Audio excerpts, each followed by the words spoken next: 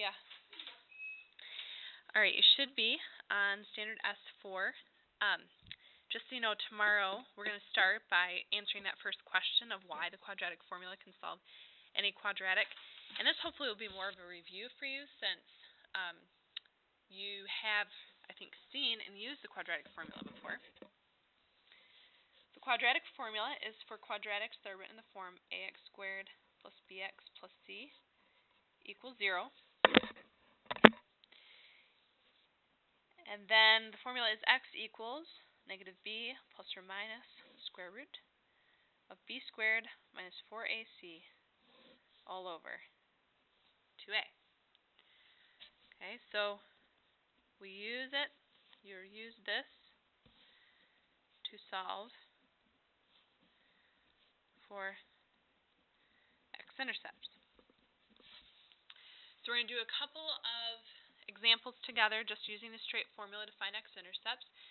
And then we're going to talk about the height models as an application of this. And that's the 4-type problems. Okay, so for example 1, let's look at 5x squared minus 9x equals 15. Okay, first thing that you have to do, even when using the quadratic formula, is the same thing we usually do when we factor, which is move everything over to one side and get it equal to 0. If you don't do that, you're not going to be able to identify clearly what a, b, and c are. Then I usually go on the side here and list what a, b, and c are. A, b, and c are the coefficients of your quadratic. So my a is 5, my b is negative 9, my c is negative 15. And then, if you don't have the formula memorized, I would write it down every single time, just as is, without plugging anything in quite yet, until you memorize it. And then once you identify a, b, and c, they just go in for where a, b, and c are in your formula. So we're going to plug in negative 9 for b, because that's already negative, and a negative make it positive.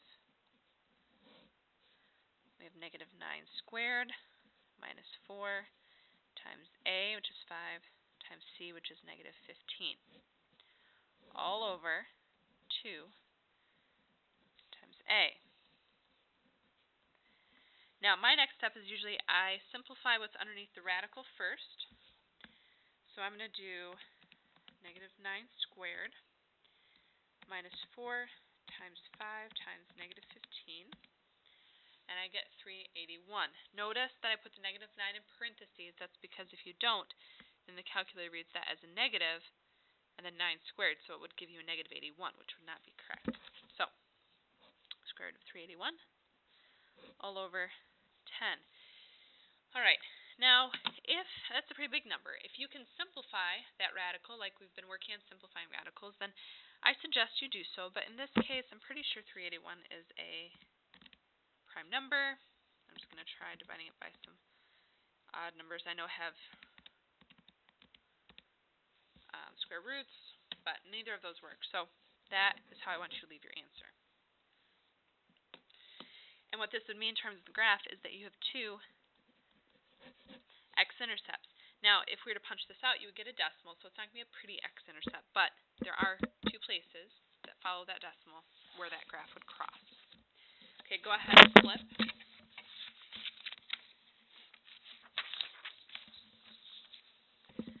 Okay, so same kind of deal.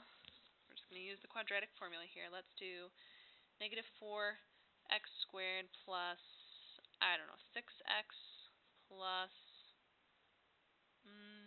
let's go 11. All right, so again, you just need to make sure that it's equal to 0. And then we're going to list a, b, and c. My a is negative 4. My b is 6. My c is 11. And then we're going to put it into the formula, which, again, if you don't have the formula memorized, I would continue to write it down every single problem you try until you do have it memorized. All right, so we have negative b plus or minus the square root of b squared minus 4 times a, which is negative 4, times c, which is 11, all over 2 times a. And we're going to simplify underneath the radicals. So you have negative 6 plus or minus. And then 6 squared is 36 minus 4 times negative 4 times 11 gives me 212 all over negative 8. Now 212 goes, 4 goes into 212 53 times. 53 doesn't break up any more than what it already is. So we can at least simplify that 212 to be negative 6 plus or minus. If this breaks up into 4 and 53, then the square root of 4 is 2 times the square root of 53 all over negative 8. The only other thing that you could do here is that each term is a multiple of 2, so you could reduce everything by 2. And this would give you 2 x-intercepts. Now, it will happen sometimes where you get to this point and you end up getting a negative number underneath the radical. You still have an answer, just means you have an imaginary number at that point, and then in terms of the graph, it would mean that you have no x-intercepts, which does happen sometimes. All right. One of the main applications of quadratics has to do with motion of objects. We've already talked about one main application area, and we'll continue to practice that. But most motion of objects through the air can be modeled by one of the following equations. All right, so in feet, this is what the model looks like. Now, I'm going to write it out, and you're going to copy it down, then we'll define the variables underneath.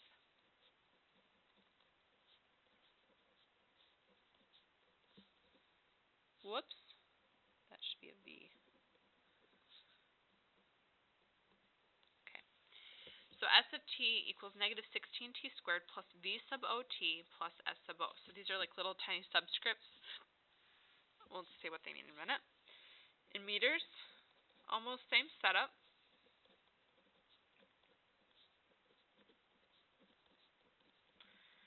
Just the number in front changes, and that's because the units have changed. Okay, variable definitions. S of t is what we call my desired height. This is where we want the object to end up at. T is time. V sub o is your initial velocity. And S sub o is your initial height.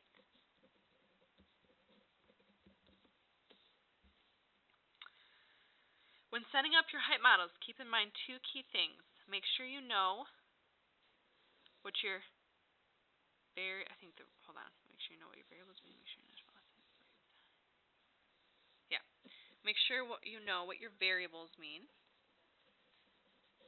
And make sure your initial velocity has the right sign. Positive velocity is for objects launched or thrown upward, and negative velocity indicates an object that's thrown or launched downward. Okay, so that number V sub o can be a positive or negative depending on what's going on in the problem. I think we have time to do one together.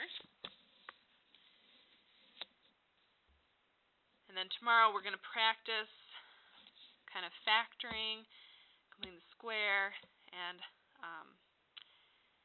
quadratic formula, plus do some 4-type practice as well.